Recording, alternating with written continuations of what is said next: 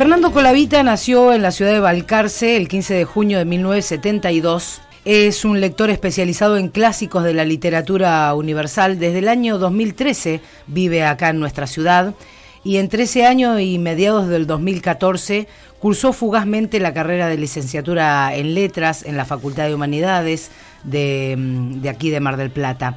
En el 2019 publicó su primer libro de reseñas literarias, Libros que me apasionaron, y actualmente se encuentra trabajando en el segundo volumen a publicarse en el próximo año, en el 2025. Se dedicó al estudio y a la investigación biográfica sobre el autor Frank Kafka. Y como resultado tenemos este libro, Frank Kafka, el profesional de la derrota, de Editoriales Gogol. Bienvenido, Fernando Colavita, un placer tenerte acá. Bueno, muchas gracias, buenas tardes y muchas gracias por la invitación. La verdad es que estuve leyendo tu libro, me encanta, no puedo dejar de leerlo, parece un cliché, viste, que todo el mundo dice, che, te regalan un libro, y dice, ay, no puedo dejar de leerlo, y después queda arrumbado. No, la verdad que no, y recién medio en chiste le decía, es como leer el chusmerío de todo lo que pasaba en la vida de un escritor tan famoso como Frank Kafka. Así que contame qué es este libro, Frank Kafka, el profesional de la derrota. Bueno, la idea de escribir una biografía sobre Kafka se remonta no hace mucho tiempo atrás. Bueno, como dice la contraportada del libro, bueno, me dedico a clásicos de la literatura. Uh-huh. Con el tiempo me propuse leerlos a todos, cosa que creo que realmente hice. Son muy pocos los que me quedan por leer. Algunos tal vez no por su extensión o por su temática. ¿Todos los clásicos? ¿Sos una biblioteca caminando? Es complicado, pero se puede, en realidad se puede, porque los libros que ya sabemos que son clásicos, es fácil encontrarlos y leerlos, ¿no? Claro. Y también ciertos libros de culto o libros que fueron importantes por alguna razón, por su autor, por cuando fueron publicados, uh-huh, por lo que generaron en otros autores o en otros libros. A lo largo de mi vida conocí a todos prácticamente esos autores que me gustaron, desde chiquito que era fana de Verne, donde leía en la biblioteca de mi ciudad 3 libros cada 12 días. Después, bueno, cuando ya empecé a leer fuerte, fue Edgar Allan Poe el que me hechizó un poco con su literatura. Y luego, bueno, ese hechizo se rompió con Fyodor Dostoyevsky, del cual leí toda su obra también, uno de los 2 más grandes autores de la literatura rusa, junto con Tolstoy. Uh-huh. Y Herman Melville y Oscar Wilde y obviamente aquí Borges, Cortázar, García Márquez, muchísimos autores que después volqué en ese primer libro. Y un día, bueno, me crucé con Kafka y bueno, fue te maravillaste. Un flechazo literario a primera vista. Me atrajo prácticamente todo lo que él escribía. Y uno a veces cuando va leyendo distintos autores de literatura de los distintos épocas de la historia o de los distintos movimientos literarios que hay, llega al punto en el cual tiene su preferido. Y bueno, en el caso de él, automáticamente dije, bueno, este es el autor, vamos a empezar a leerlo. Me propuse leer todo, me compré todo lo que se podía comprar. Divino. Y armé una biblioteca de él, ¿no? De la cual tengo más de 60 libros de él sobre Kafka. No te mudás seguido, por suerte. Estoy en eso. ¿Te mudaste de Balcarce para acá? Estoy en eso, complicado. No, es complicado mudar una biblioteca de esa magnitud. Sí. Y has vivido muchas vidas, porque viste que el lector sí, que obviamente tiene este vicio tan hermoso, se pueden vivir varias vidas. Totalmente. Uno se maravilla. La verdad que encontré, y lo tomaba también un poco, primero me sorprendí porque dije, bueno, yo también nací bajo el signo de Cáncer, te decía, al igual que Frank Kafka. Él nació el 3 de julio de 1883, también mi abuelo paterno fue carnicero. Increíble. Y también mi papá se llamaba Hernán y era comerciante. Bueno, exactamente. Y a partir de ahí como que, no te digo que tuve un flechazo, pero como que me gustó más leerlo. Uno va encontrando conexiones, cosas en común. En mi caso también tuve varias cosas que se relacionan, sobre todo lo que explico en la introducción, ¿no? Con el tema de la enfermedad, que fue, digamos, un momento... Con el COVID, con el COVID, paso, con esos 2 meses internado, con una de las peores crisis, o la peor crisis que tuve que fue justamente un 3 de junio, la fecha de la muerte de Kafka. Increíble. De la cual este año se cumplen los 100 años de la muerte del autor. Bueno, qué lindo traerlo acá justo en esta fecha y conmemorarlo. No sé si mucha gente ha leído Kafka. Obviamente hay La Metamorfosis, creo que es la obra, ¿no? La obra, exactamente. ¿Qué nos podés decir de...? Mirá, con el tema de Kafka, vos vas a encontrar un autor que usualmente tal vez sea un poco resistido, como algunos otros, por considerar a veces erróneamente que su obra es inaccesible. Pasa con James Joyce, pasa con Borges, pasa con autores que uno dice, wow, tengo miedo de no entender lo que este autor me está contando en este libro, en esta novela, en este cuento, en esta historia. En el caso de Kafka es un autor que escribió cosas que nadie había escrito hasta ese momento, cuando sus primeros escritos empiezan a ser publicados, primero en revistas menores y luego en diarios, y después tiene la posibilidad de publicar su primer libro, que se llama Contemplación, en 1912. El lector de la época descubre un autor que no había leído nunca. Con el correr del tiempo publica otras cosas también, pero su obra es, no te digo que críptica, pero es una obra que tiene en su forma de contar una historia ciertos reveses o matices extraños. En el caso de La Metamorfosis, puntualmente, que él escribe en un momento de máxima ebullición literaria de su vida, porque en ese momento, el año 1912, pasan muchas cosas en su vida. Se vuelca a escribir en forma asidua, ¿no? De noche. Era empleado de seguros. En realidad él se recibe de abogado el 18 de junio de 1906 y en 1907 entra en una compañía de seguros que se llamaba Assicurazioni Generali, que era italiana, una filial italiana en Praga. Punto aparte, o punto seguido, Franz Kafka vivió casi toda su vida en la ciudad de Praga, que estaba enclavada dentro del Imperio Austrohúngaro. En una ciudad como Praga, que tuve la inmensa suerte de conocer, que es una especie de crisol de razas, porque tenemos a los judíos, a los praguenses netos y a los alemanes. Entonces, nunca salió mucho de ahí, no es que era un gran una persona era una persona de mundo. No, de hecho él tenía una relación muy compleja con su padre y tenía ciertas cuestiones que no podía manejar, y prácticamente hasta los 36 años vivió en Praga. Sí. No le molestaba vivir con sus padres. Le molestaba porque le molestaba la posibilidad de no poder escribir como a él le gustaba. Tenía que esperar a la noche para sentarse a escribir. En ese proceso hay un relato muy cortito que se llama Barullo, donde él cuenta en qué condiciones escribe, ¿no?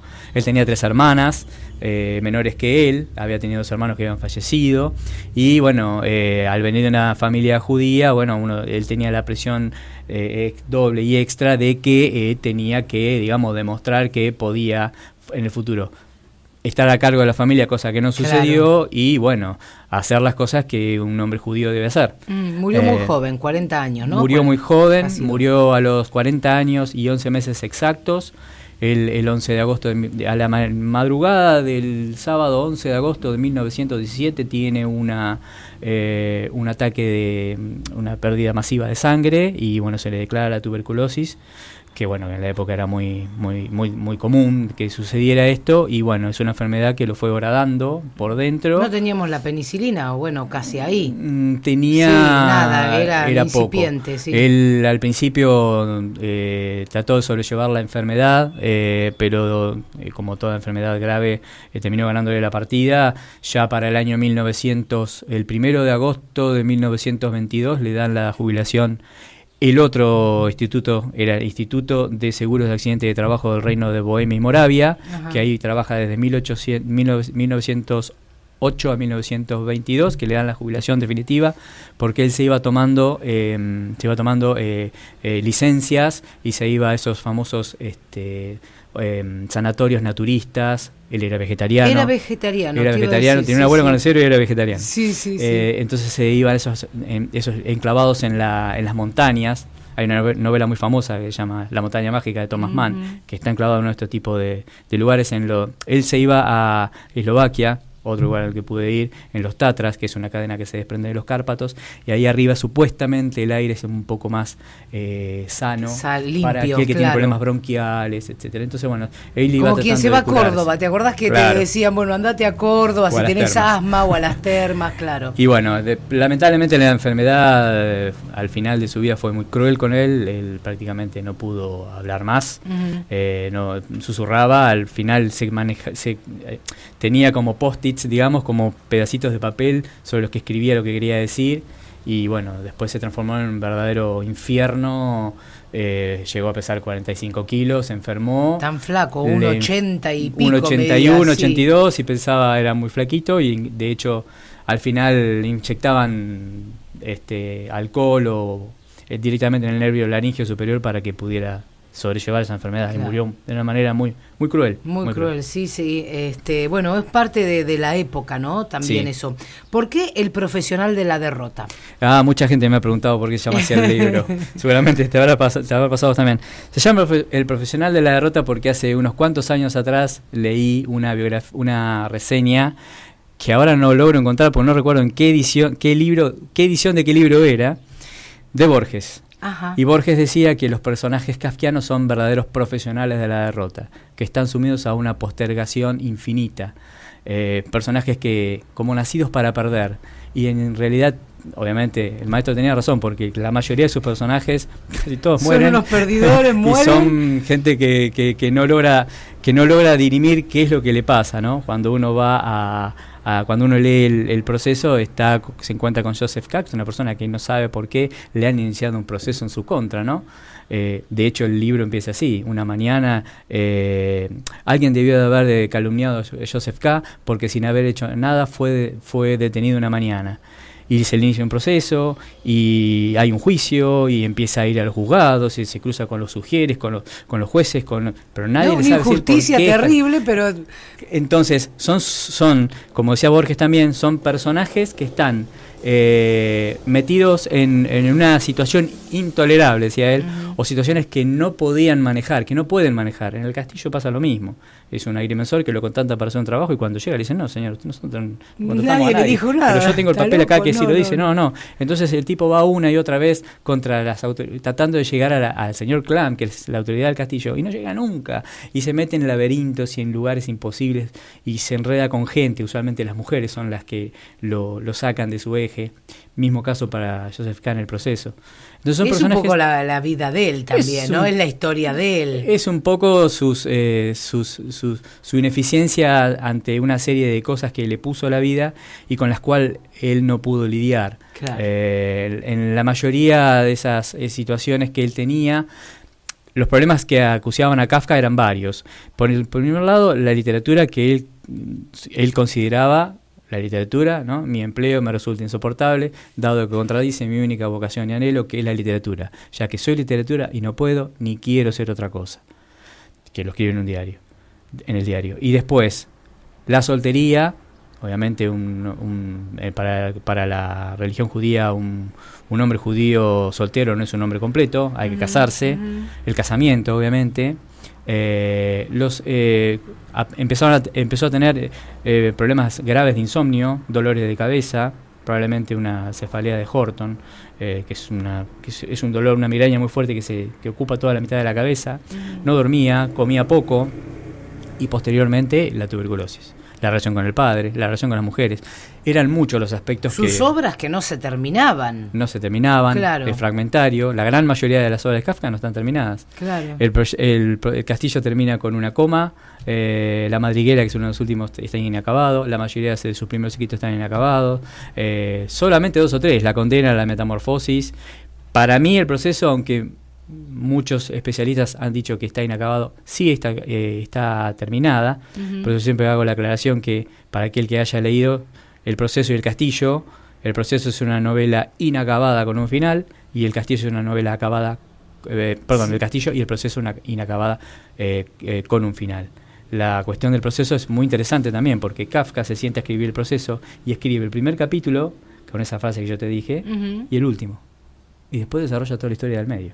Cosa que no cualquier escritor puede hacer. No, por supuesto, por supuesto. En cambio, con el castillo no, bueno, llegaba a un punto y se frenaba. Te digo, sabés que presenté mi libro Sí, el viernes estuvimos pasado, juntos. estuvimos juntos en 2 oportunidades y me pasó algo similar. Sí. Yo sabía cómo iba a iniciar la historia, de hecho empecé con la primer ONG donde trabajé, así que empecé a contar cómo llegué a la primer institución.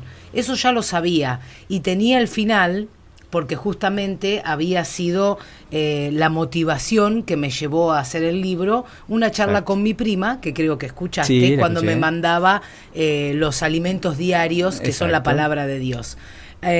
Así que bueno, como que tuve también, viste, el Sí. principio y el final, y en el medio el desarrollo. Una cuestión muy parecida a la Sí, de, a muy la de parecida, Kafka. sí. Sí. Me encanta esto. Bueno, ves, me identifico. Tengo que terminar de leerlo. Me encanta esto. ¿Dónde se puede conseguir esto, Fernando? El libro Este se puede conseguir en Mercado Libre, en Mar del Plata, en Libro de la Costa, El Bien. Gran Pez, Fray Mocho o Cursus, El Aleph.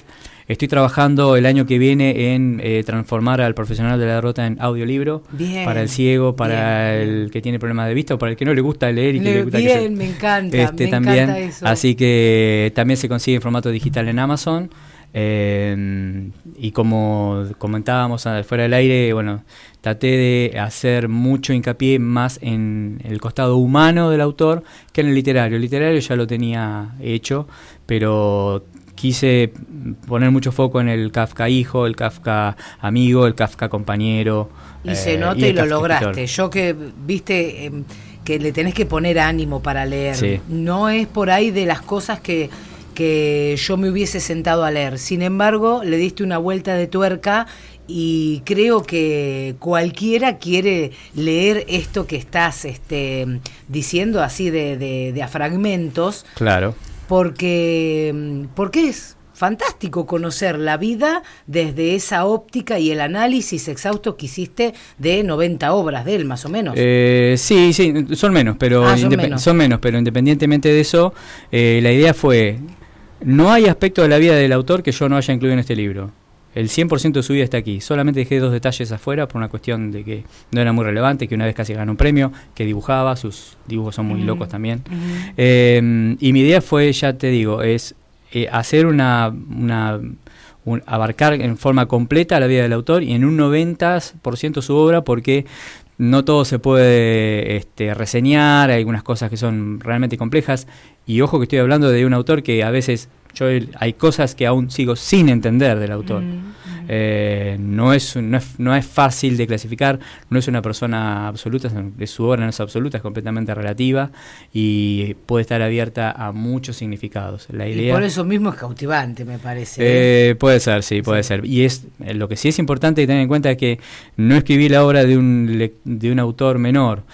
A mi entender, Kafka es uno de los 3 autores que definieron la literatura del siglo XX. El otro es Borges, el otro es Joyce. Podemos poner a Proust, pero queda bastante atrás. Fue un escritor que dijo, se puede escribir de esta manera, se puede escribir de esta forma. Y en el final, si vos prestás atención, hay una página que se llama Testimonios, Ajá. en donde yo vertí qué es lo que pensaban de Kafka los autores más importantes en la historia de la literatura. Uh-huh. Desde Borges hasta Bolaño, pasando por Nabokov, Camus, Hesse o Thomas Mann. Y no hay autor que no se rinda ante sus pies. Y no hay autor que diga, sin él yo no empecé a escribir. García Márquez dice. Y caemos redonditos, te digo, caemos redonditos. No te vas. No me voy. Te quedas un rato, vamos Dale. a presentar a una colega también, Bien. a otra de las escritoras y autoras, por supuesto, como te anuncié también ayer, que íbamos a estar con Lara Barrera.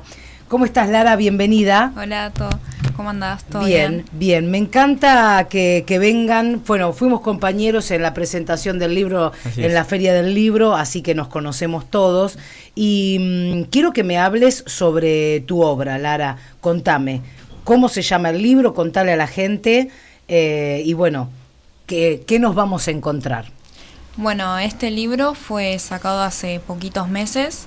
Yo le puse como título TCA, que hace referencia al trastorno de conducta alimentaria, y le agregué como significado la inicial T por trampas, que eran trampas que yo hacía cuando estaba enferma, castigos con la inicial C, porque bueno, me castigaba a mí misma, y aprendizajes porque a medida que fue pasando el tiempo fui aprendiendo cosas nuevas, conociéndome a profundidad a mí misma. Entonces yo sentí que fue un aprendizaje todos esos meses que estuve enferma. Fueron meses. Años. Años, bien, fueron años. ¿Cómo te diste cuenta? ¿Cuándo pediste ayuda? Y creo que fue ya a mitad de segundo año que fue cuando me hizo el clic de querer recuperarme y volver a mi vida normal. Estamos hablando con Lara Barrera. Ella acaba de escribir un libro que va a presentar ¿cuándo? El 13 de diciembre, 18 horas en el Argentino. Es en Chacabuco, 2627. Voy a estar ahí con Evangelina Aguilera, que va a ser mi representante. Bien, perfecto. Bueno, me gusta esto porque habla de trastornos alimenticios. En el caso tuyo, ¿cuál fue? El mío fue de anorexia, de bajar rápidamente de peso y intentar, como me costaba subir. No querías comer, dejás de comer. Claro, sí. ¿Eso viene por una presión social, por este modelo que tenemos como sociedad, donde hay una red social, nos metemos en las redes sociales y tenemos que ser, sobre todo las mujeres, ¿no? Sí. Perfectas. Sí, sí, sí. ¿Crea ansiedad eso?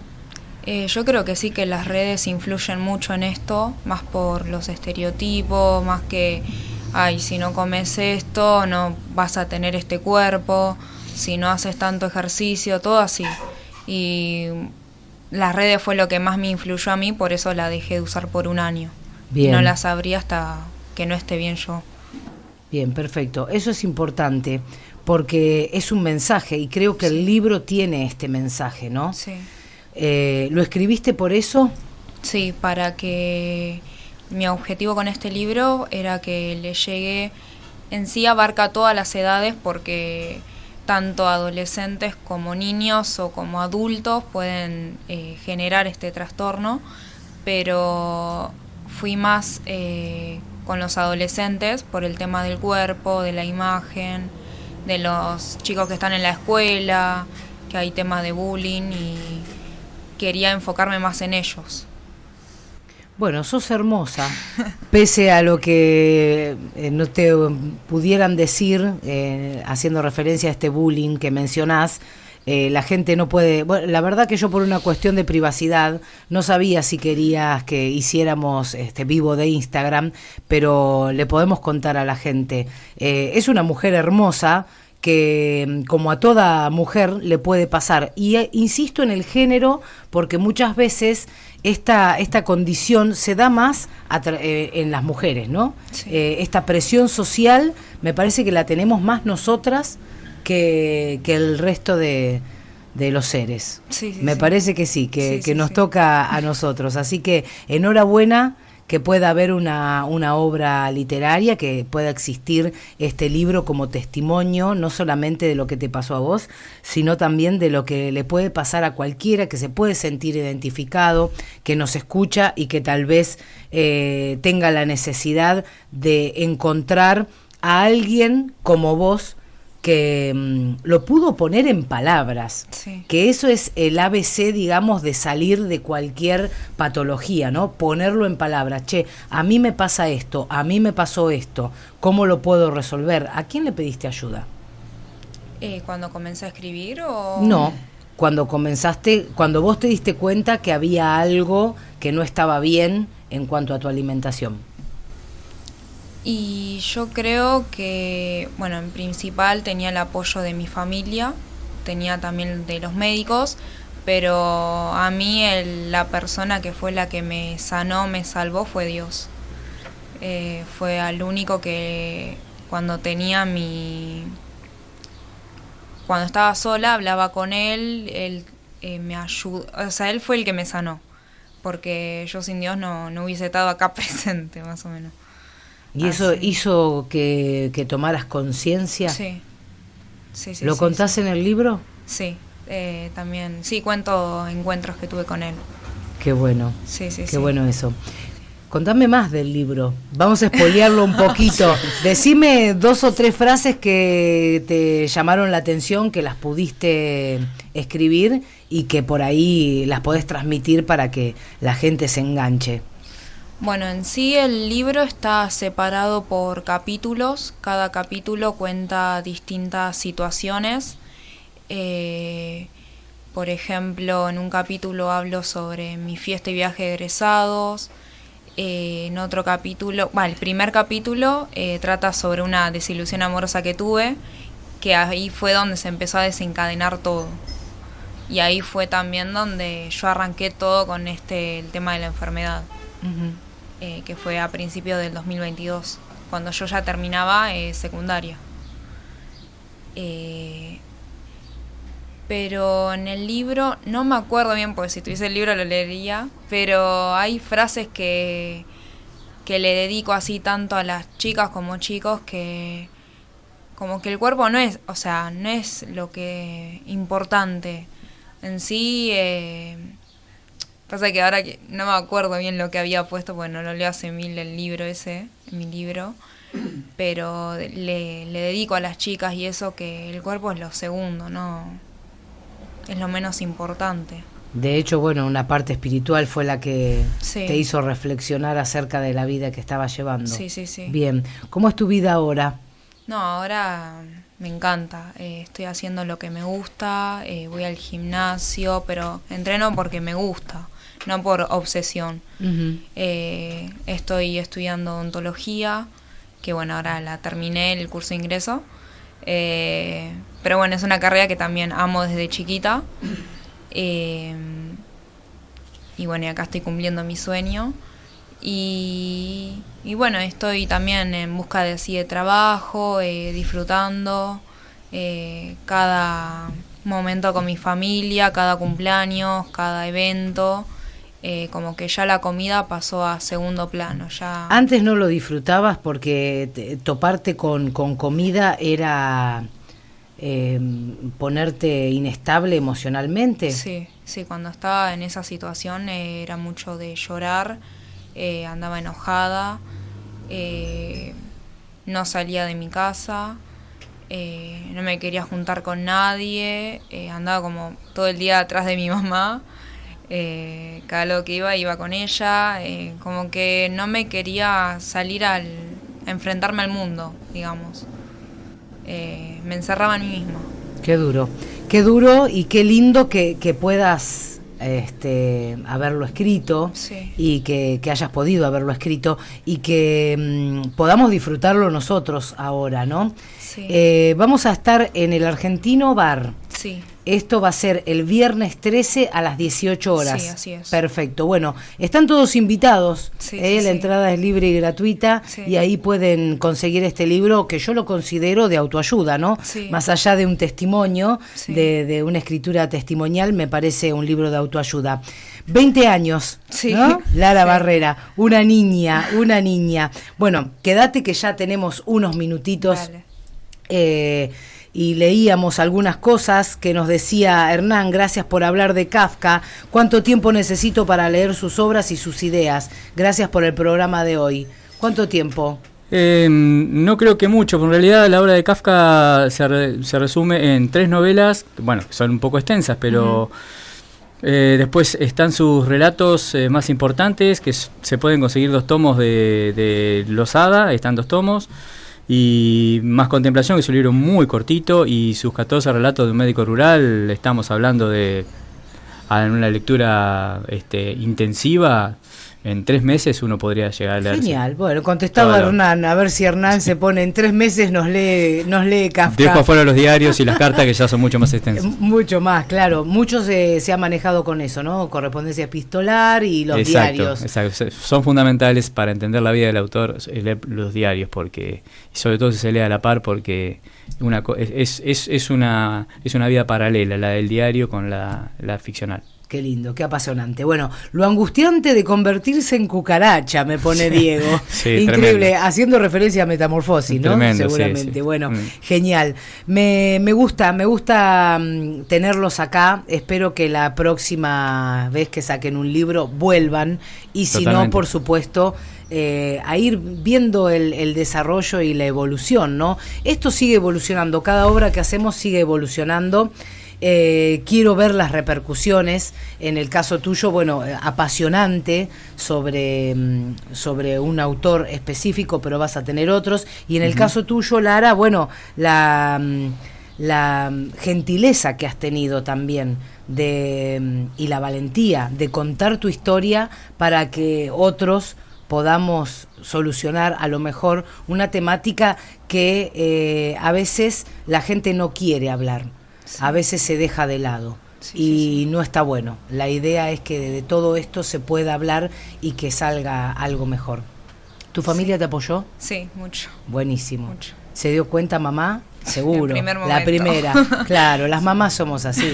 Las mamás somos así. No, sin ofender que está el papá acá, por favor, obviamente, pero viste que... Y más mamá-hija, ese vínculo así. Sí.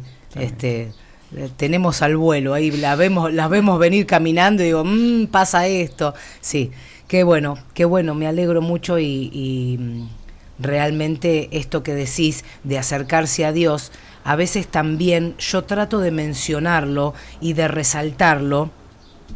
Yo fui criada bajo la creencia del catolicismo, nunca practiqué porque no estoy de acuerdo. Y siempre me sentí más vinculada con el Dios sin parafernalia, digo yo, ¿no?